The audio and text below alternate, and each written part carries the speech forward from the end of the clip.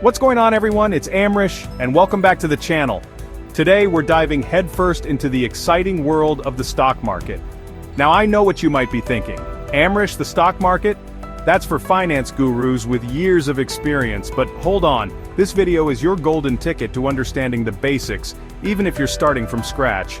We'll be breaking down everything you need to know about buying your very first stock in a way that's easy to understand and even easier to act on. Because let's be real, investing in the stock market is one of the most powerful ways to build long-term wealth. So, whether you're dreaming of early retirement, buying your dream home, or simply securing your financial future, this video is for you. Let's get started. Alright, before we even think about buying stocks, we need a place to buy them, right? That's where brokerage accounts come in. Think of a brokerage account like your own personal stock shopping mall. It's an online platform that lets you buy and sell stocks, bonds, and other investments with just a few clicks. Now, choosing the right brokerage is super important. You wouldn't want to go to a rundown mall with limited stores and terrible service, would you? The same goes for brokerages. You want one that's reputable, easy to use, and fits your investing style. Some of the most popular options out there are Robinhood, E*Trade, TD Ameritrade, Fidelity, and Schwab. Each of these platforms has its own pros and cons, so it's crucial to do your homework before making a decision. Don't worry, we'll break down the key factors you need to consider. First up, fees. Every brokerage charges fees for their services, so you want to make sure you're getting the best bang for your buck. Some brokerages charge a commission fee for every trade you make, while others offer commission-free trading. Pay close attention to these fees, as they can eat into your profits over time. The user interface is another crucial factor, especially for beginners. You want a platform that's intuitive, easy to navigate, and visually appealing. Finally, take a look at the tools and resources offered by each brokerage. Do they provide research reports, educational materials, or real-time market data? Having access to these tools can give you a significant edge in the market. Once you've chosen your perfect brokerage, it's time to open your account. Don't worry, it's a lot easier than it sounds, and I'll walk you through it step by step. Most brokerages have streamlined the process, making it as simple as signing up for a social media account. Head over to the brokerage's website and look for a button that says something like Open an Account or Get Started. You'll then be asked to provide some personal information like your name, address, social security number, and employment status. Think of it like opening a bank account. They need to know who you are. You'll also need to choose an account type. If you're just starting out, a regular brokerage account is a great option. Once you've provided all the necessary information, you'll need to link your bank account to your brokerage account. This is how you'll deposit funds to start investing. Once your bank account is linked, you're good to go. You've officially opened your brokerage account and are one step closer to buying your first stock. Alright, now that your brokerage account is set up, it's time to fund it and get that money invested. Think of it like this. You wouldn't walk into a store with an empty wallet, would you? You need to deposit money into your brokerage account so you can start buying those sweet stocks. Funding your account is super simple. Most brokerages offer a variety of methods, including bank transfers, debit card deposits, and even wire transfers. Bank transfers are usually the most common and cost-effective option. To initiate a bank transfer, you'll typically need to log into your brokerage account and navigate to the funding or deposit section. You'll then be prompted to enter the amount you want to deposit and select your linked bank account. Once your deposit hits your brokerage account, you're officially ready to start buying stocks. But before you go on a stock buying spree, let's talk about the importance of research. Before you go throwing your money at any random stock, it's crucial to do your research. Think of it like this.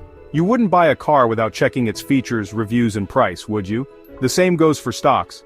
You want to make informed decisions based on solid research, not just gut feelings or hype. Luckily, there are tons of resources available to help you research stocks like a pro. One of my favorite tools is a stock screener. This handy tool lets you filter stocks based on specific criteria, like industry, market cap, or dividend yield. It's like having a personal assistant for finding the perfect stocks that match your investment goals. Another great resource is financial news websites. Websites like Yahoo Finance, Google Finance, and Bloomberg provide a wealth of information on individual stocks, including real-time quotes, historical data, and analyst ratings. Staying up to date on market trends and news can give you a serious edge. But don't just rely on third-party sources. Dig deep into the company itself, check out their website, read their annual reports, and pay close attention to their earnings calls. The more you know about a company and its stock, the better equipped you'll be to make informed investment decisions. Chapter 5. Choosing the right stock. Finding your perfect match. Now comes the fun part, choosing the right stock for your portfolio. But with thousands of stocks to choose from, it can feel overwhelming, right? Don't worry, I've got your back. The key is to find stocks that align with your investment goals, risk tolerance, and overall financial strategy. First, consider your investment goals. Are you looking for long-term growth, short-term gains, or a steady stream of income? Different types of stocks cater to different goals. For instance, growth stocks are all about, well, growth. They typically reinvest their profits back into the business, aiming for rapid expansion and share price appreciation. Think tech companies like Tesla or Amazon. Value stocks, on the other hand, are like hidden gems in the market. They're often overlooked or undervalued by investors, but they have strong fundamentals and the potential for long-term growth. Think established companies like Coca-Cola or Johnson & Johnson. Then there are dividend stocks, which are perfect for investors seeking regular income. These companies distribute a portion of their profits to shareholders in the form of dividends. Think reliable dividend payers like AT&T or Procter & Gamble. Chapter 6. Placing your first stock order. You got this. Alright, you've done your research, chosen your brokerage, and funded your account. Now it's time for the moment of truth. Placing your first stock order. Don't worry, it's a lot less intimidating than it sounds. With a few clicks, you'll be a bona fide stock owner. First, log into your brokerage account and search for the stock you want to buy using its ticker symbol. The ticker symbol is a unique combination of letters that represents a particular stock on an exchange. For example, Apple's ticker symbol is AAPL. Once you've found the stock, you'll need to decide how many shares you want to purchase.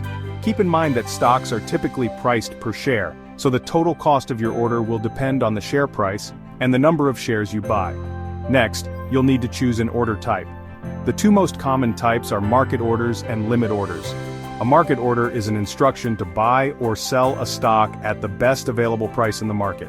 A limit order, on the other hand, lets you set a specific price at which you're willing to buy or sell a stock. Once you're satisfied, hit that place order button, and boom, you're officially a stock owner. Chapter 7. Monitoring and managing your investment. The journey continues. Congratulations, you've officially bought your first stock. But the journey doesn't end there. Investing is a marathon, not a sprint, and it's important to regularly monitor and manage your investments. Think of it like tending to a garden. You wouldn't just plant seeds and forget about them, would you? You need to water them, fertilize them, and pull out any weeds that pop up. The same goes for your stock portfolio. Regularly check in on your investments, track their performance, and make adjustments as needed.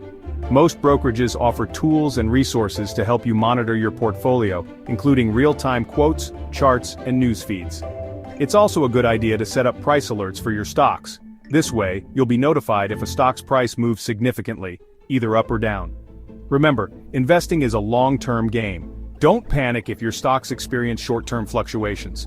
By staying informed, monitoring your investments, and making adjustments as needed, you'll be well on your way to achieving your financial goals. And there you have it, folks.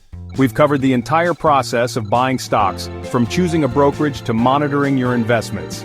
Remember, investing in the stock market is a journey, not a get-rich-quick scheme.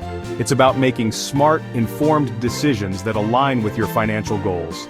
Start small, gradually build your portfolio, and don't be afraid to ask for help along the way. The more you know about investing, the better equipped you'll be to make smart decisions and achieve your financial dreams.